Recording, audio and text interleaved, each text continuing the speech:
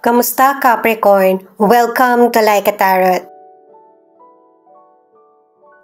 Ang reading natin ngayon ay aalamin natin kung ano ang kailangan malaman sa kinakaharap mo na sitwasyon.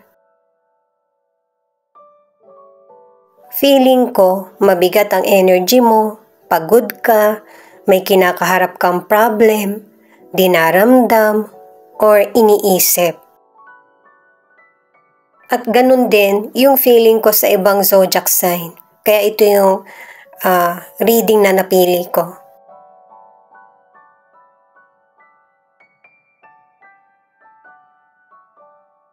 May mga sunod-sunod na challenges na dumarating sa buhay mo. Pero base sa card na ito ay mapagtatagumpayan mo. Mamamanage mo ng tama yung mga problemang dumarating. Ano man ang gender mo, maniwala ka sa sarili mo. May mga tao din na tutulong sa iyo, susuporta, na para mabalanse mo yung buhay mo. At saka yung mga challenges na dumating sa iyo, natuto kang magbalanse. Kung sino yung mga taong dapat mong pagkatiwalaan at saka harapin. Meron ng awakening na magaganap at saka alam mo na din kung paano magkaroon ng limitasyon sa mga taong nakakasalamuha mo o nagpapasakit sa damdamin mo. Gamit ang tarot cards, alamin muna natin kung ano ang bottom of the deck.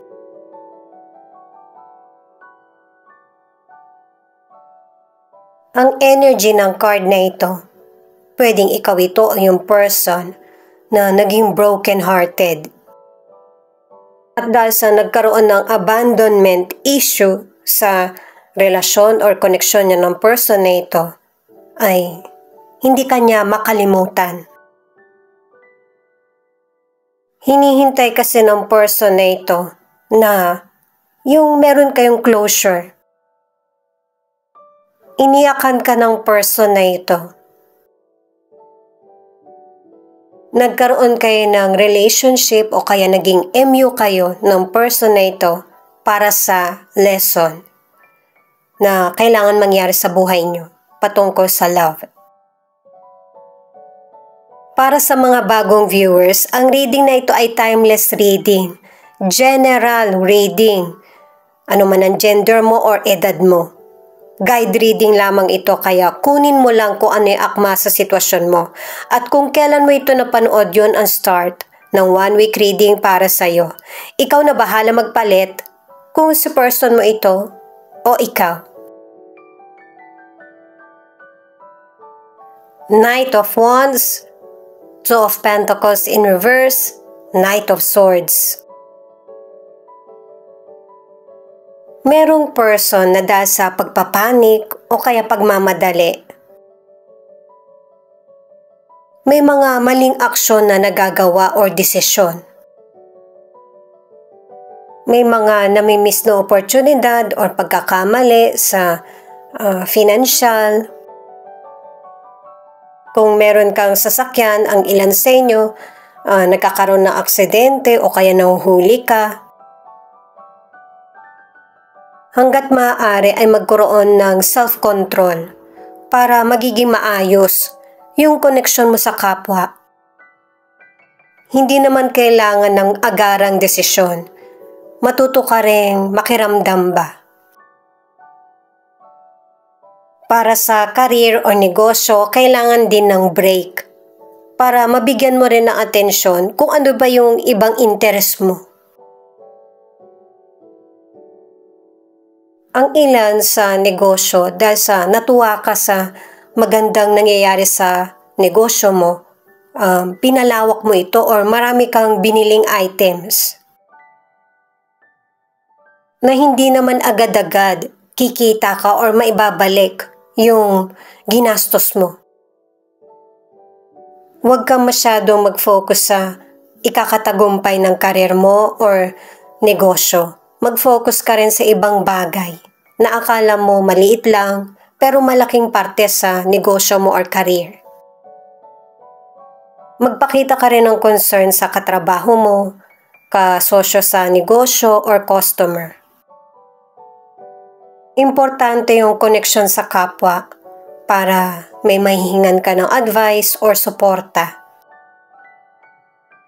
Para sa ilan na nasa relationship, huwag mong paglihiman yung person mo. Kasi malalaman niya rin ito at ito yung magiging dahilan para tapusin niya yung relasyon niyo. Para naman sa ilang single, hindi ka basta-basta na-attract sa person, hindi sa itsura lang o sa talino. Gusto mo yung nakakaunawa at masayang kasama. The Strength, Knight of Cups, Three of Pentacles.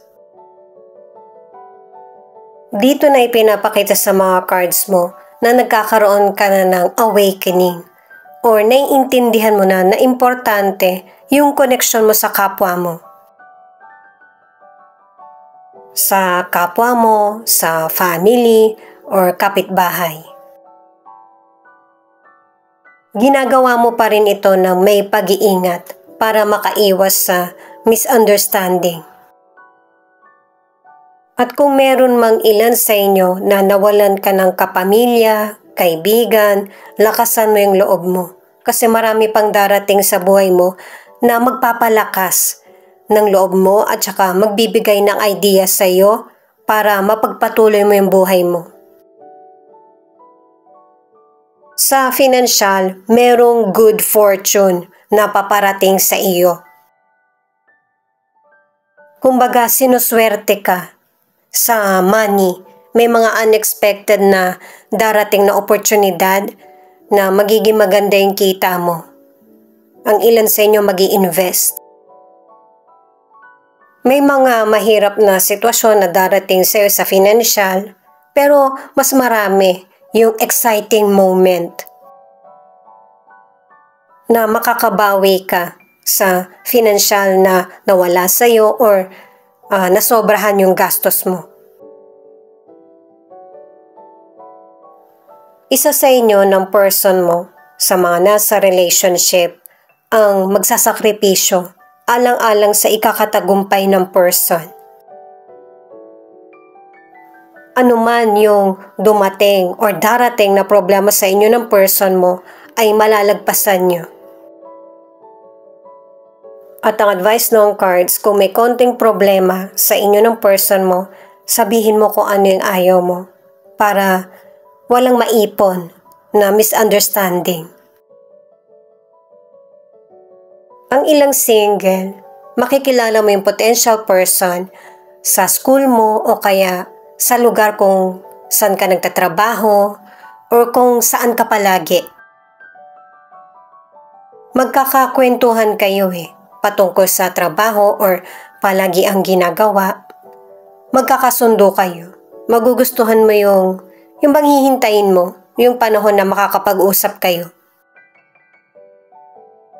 Yung iba naman natataon na kayo palagi yung magkikita or magkakasama. Ten of Pentacles, the Hermit, the Magician.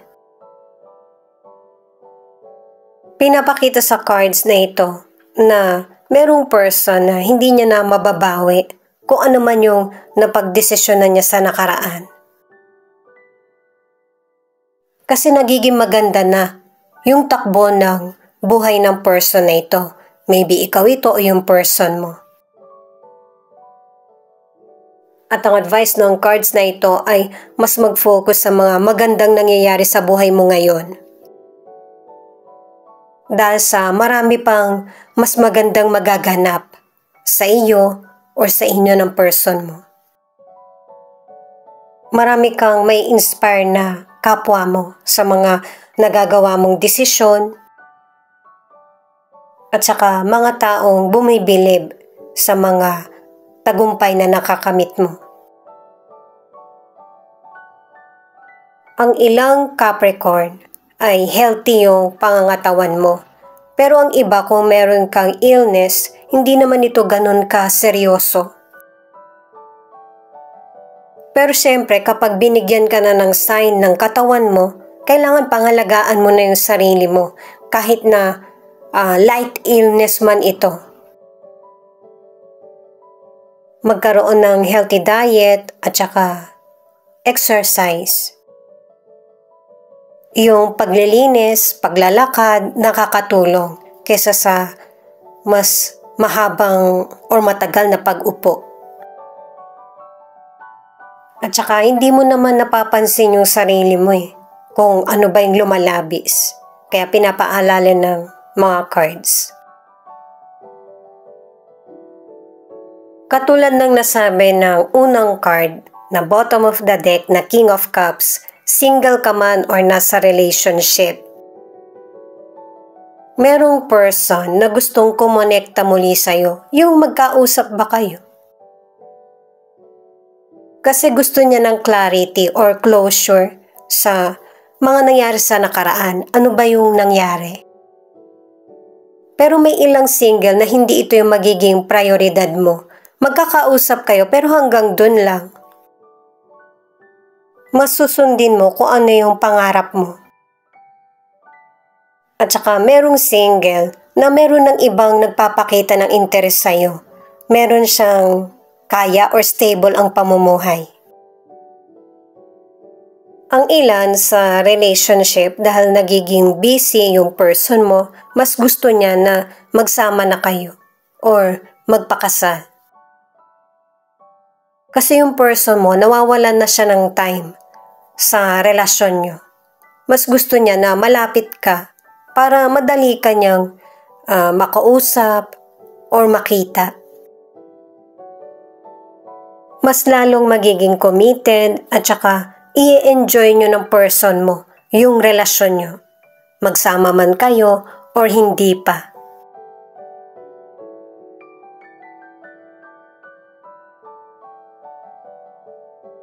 Ito naman yung feelings ng person mo na pwede rin ipakita kung ano yung feelings mo. Ikaw na lang bahalang tumukoy.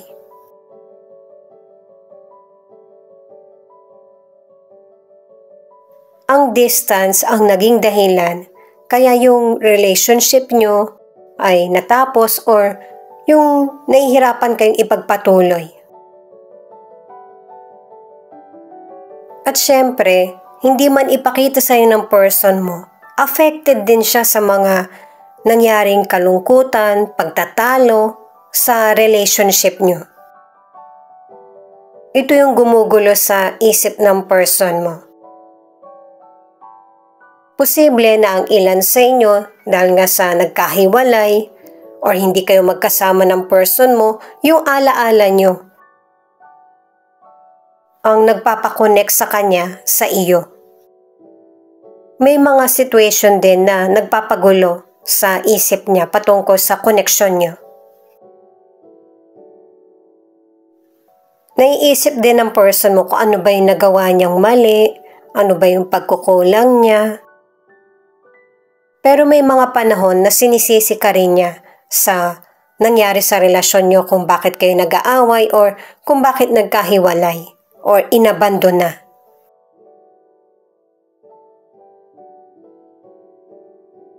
Isa ito sa dahilan kung bakit nagkaroon ng abandonment o kaya nagkahiwalay kayo, kasi hindi tapat yung person mo sa iyo sa kung ano yung totoong feelings niya. Pwedeng magkasama pa rin kayo ng person mo na gusto niya na maiayos yung relationship nyo sa konting tampuhan nyo. Pero may ilang person na nagkahiwalay na kayo at ngayon niya nare-realize na importante yung presensya mo. Pinakita na sa tarot cards mo at kahit dito sa card na ito na meron talagang person na nag-abandon na sa relasyon. Pero hindi man niya ito maramdaman ngayon, sa future mararamdaman niya yung pagsisisi or panghihinayang. Sa mga person na ang relasyon ay nauwi sa abandonment or paghihiwalay. Siyempre guys, hindi naman lahat ng bumabalik, ibig sabihin babalikan mo. Lesson pa rin yun sa iyo. Isa rin ito sa challenge sa iyo ng universe na para masuri mong maigi yung feelings mo.